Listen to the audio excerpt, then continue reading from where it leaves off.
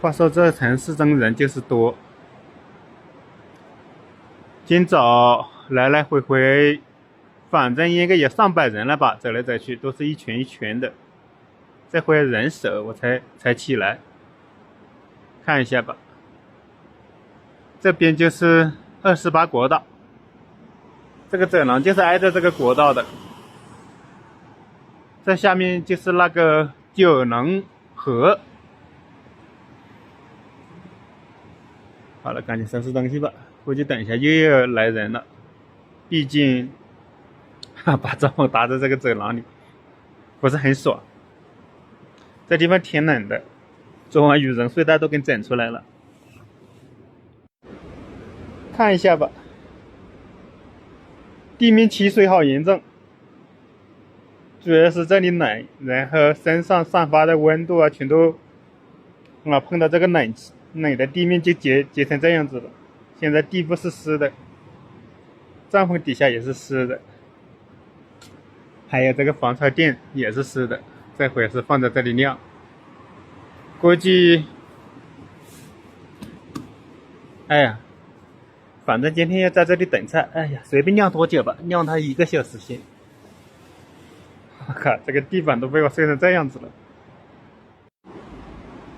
终于把东西收拾好了，晾了2个多小时才把东西晾干。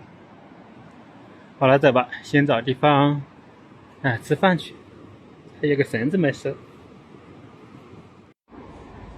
今天的午餐就在这里吃了，迎宾人家春味馆。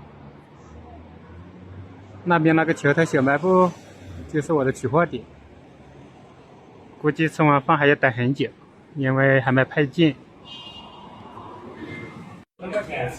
这就是今天的午餐了，也就是回锅肉盖饭，因为回锅肉盖饭最便宜。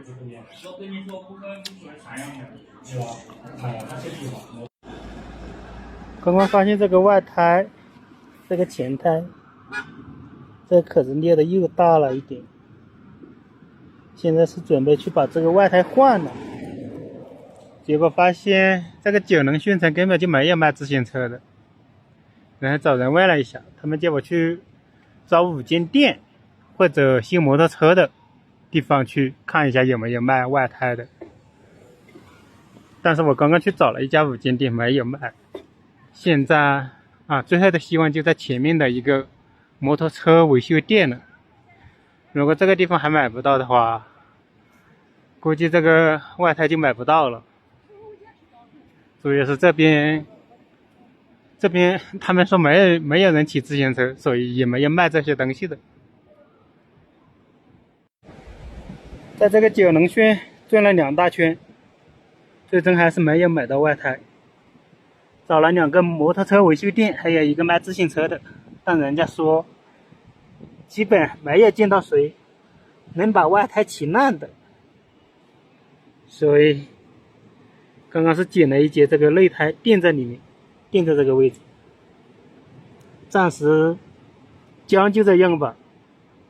还有就是我刚刚查了一下，我要走的地方那些小县城都没有卖自行车的。朋友建议我在网上买的发过来，发到下一个点，所以我准备在网上买个胎算了。这个天气是没得救了，看吧，就刚刚在网上下单买了个外胎，现在又下雨了，而且天气预报显示会下一整天，所以我准备再赶回那边那个亭子那里去，估计今晚还得住那里。好了，赶紧过去吧。现在是又回到了这个亭子里来了，应该是这个走廊，看一下吧，这个雨还挺大的。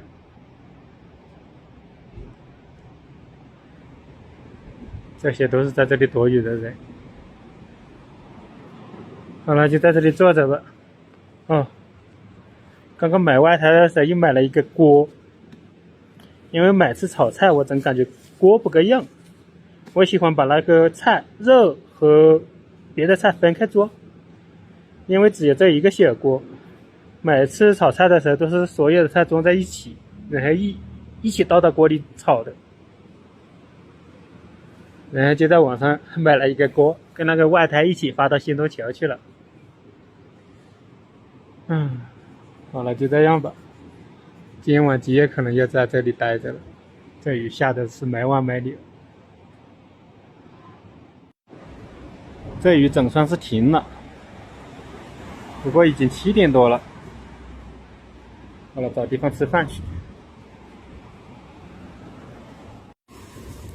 吃完饭找了一个店坐下，然后去这里面，这里面是个超市，去这里面又买了一堆吃的。好了，现在回去，就住在那里面。这个城市总共连那个248国道，总共就3条街。这条路就是这条路不是国道。记错了，我是住在这个巷子里。富祥旅社。